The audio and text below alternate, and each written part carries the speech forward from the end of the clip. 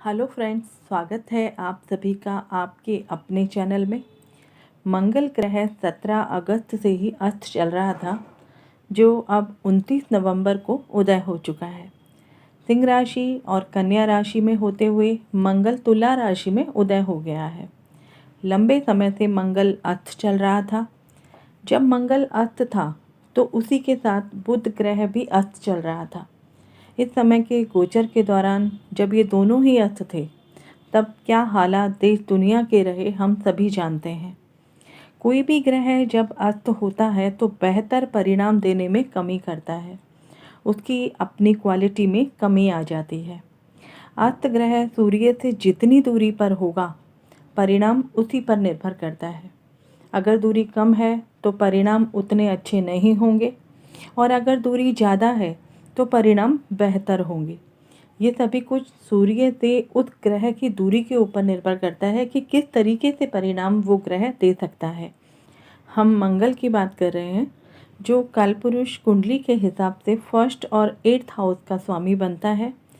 First house आपकी body को, आपकी एनर्जी को, आपके स्टेमिना को शो करता है, जबकि 8th हाउस हिडन प्लानिंग को, हिडन एक्टिविटी को, या फिर कोई भी क्रॉनिक डिजीज़ होती है उसको शो करता है, किसी भी स्कैंडल को शो करता है।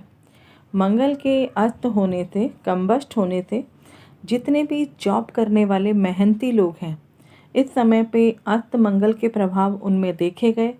वो कुछ समय के लिए शॉर्ट टेम्पर्ड हो गए थे।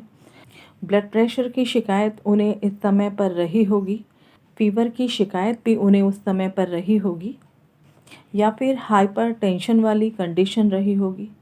कुछ व्यक्ति धन की समस्याओं से जुड़ा रहा होगा, किसी ने कर्जा लिया होगा, बहुत सारी परेशानियां उनके जीवन में आई होगी।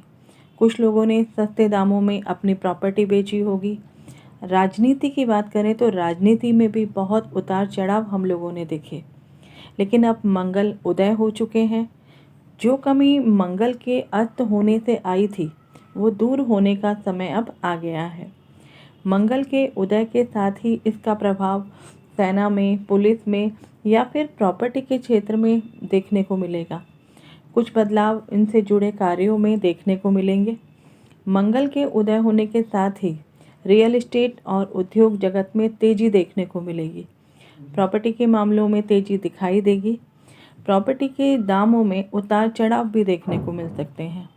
इंटरनेशनल लेवल पर नई योजनाओं के फलीभूत होने का समय होगा। एक्सपोर्ट इंपोर्ट पर इसका प्रभाव पड़ेगा। मंगल के उदय होने के साथ ही गुरु ने भी अपना राशि परिवर्तन कर लिया है। गुरु मकर राशि से कुंभ राशि में चले गए हैं। गुरु का मंगल से ये नव पंचम योग बन रहा है, तो कुछ दुर्घटनाएं भी हो सकती हैं। देश में सांप्रदायिक दंगे के कारण तनाव की स्थिति बन सकती है। देश में पेट्रोल के, डीजल की कीमतों में एक बार फिर से फैसला हो सकता है। अगर राजनीति की बात करें तो अभी 4 दिसंबर के सूर्य ग्रहण के बाद मंगल 5 तारीख को अपनी ही वृश्चिक राशि में जाएंगे। जब मंगल अस्त हुए थे तब हमने देखा देश दुनिया में क्या हालात थे। जहाँ देखो वहाँ कॉन्स्पिरेसी चल रही थी। ऐसा इसलिए भी हुआ क्योंकि इस वर्ष मंगल ही राजा है और मंगल ही मंत्री है, और मंगल ही अस्त हो गए थे। तो सभी जगह सभी लोग अपने मनमाने तरीके से काम कर रहे थे, जिसका नकारात्मक प्रभाव देश के आंतरिक हालात पर भी देखा गया था, क्योंकि वर्ष का राजा और मंत्री मंगल खुद अस्त हो गया था। देश के अंदर ट्रेटर्स की मनमर्जी हमने देखी। लेकिन अब मंगल के उदय होने के साथ ही जितना भी क्राइम, जितनी भी अनवांटेड एक्टिविटीज़ हुई हैं, उन सब के साफ होने का समय आ गया है। उन सब के पर्दाफाश होने का समय आ गया है। 5 दिसंबर को मंगल अपनी स्वराशि वृश्चिक में आने वाले हैं, तो देश के उच्च अधिकारी किसी बड़े प्लान का हिस्सा बनेंगे और बड़े लेवल पर अपने प्लान को एक्टिव करेंगे। जितने भी अपराध हो रहे हैं उन सभी पर अब मंगल की कड़ी कार्रवाई होने जा रही है। सभी को अपने द्वारा किए गए अपराधों या फिर गलत कामों की सज़ा मिलने का समय आ गया है। मंगल को कालपुरुष कुंडली में सेनापति का दर्जा मिला हुआ है। ऐसे में मंगल का काम है अपनी जिम्मेदारियों को उसी तरीके से पूरा करना। वृश्चिक राशि में जब मंगल आएंगे तो ये नैसर्गिक अष्टम भाव में स्वराशि होंगे।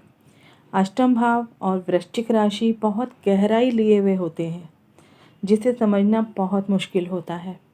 दूसरी बात, जिसका भी मंगल वृश्चिक राशि में होता है, ऐसे व्यक्ति अपनी योजनाओं को सरेआम नहीं करते और एक निश्चित समय आने पर उसे जग जाहिर कर देते हैं।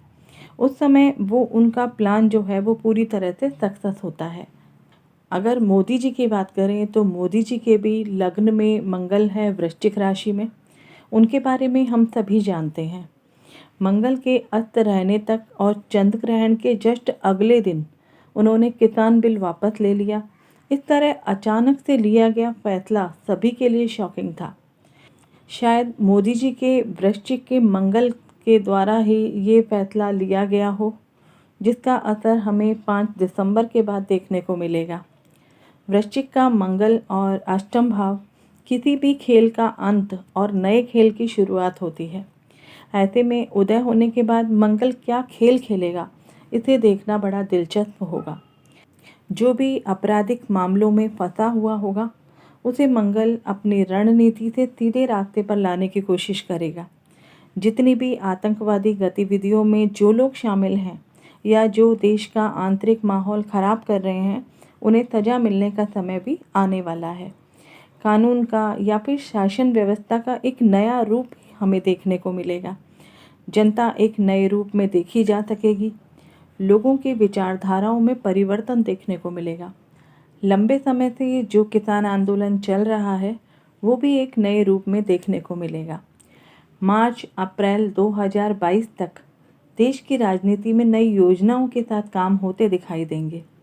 ऐसे में चाहे कोविड की सिचुएशन हो या पड़ोसी देशों के साथ ज़मीनी मामला हो, ज़मीन से जुड़े सभी बॉर्डर के जो काम हैं, उन पर सरकार जल्दी ही अपना फैसला लेगी। यदि आपके जीवन में भी मंगल से जुड़े कामों में परेशानी आ रही थी, जैसे प्रॉपर्टी का कोई विवाद हो, भाई बहन के साथ आपसी मतभेद हो या फिर कोई शारीरिक कष्ट बना हुआ था, तो अब आपको भी इन सभी कष्टों से छुटकारा मिलेगा।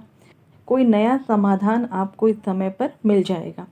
डिपेंड करता है आपकी अपनी कुंडली की ग्रह स्थिति या फिर दशा के ऊपर। उसी के आधार पर आपको अपने जीवन में आगे फल मिलने वाले हैं। आशा करती हूँ आपको ये वीडियो ज़रूर पसंद आया होगा। मिलते हैं फिर से ज्योतिष की एक नई इंटरेस्टिंग जानकारी के साथ। तब तक अपना ध्यान रखें, स्वस्थ रहें। जय हिंद, जय भारत।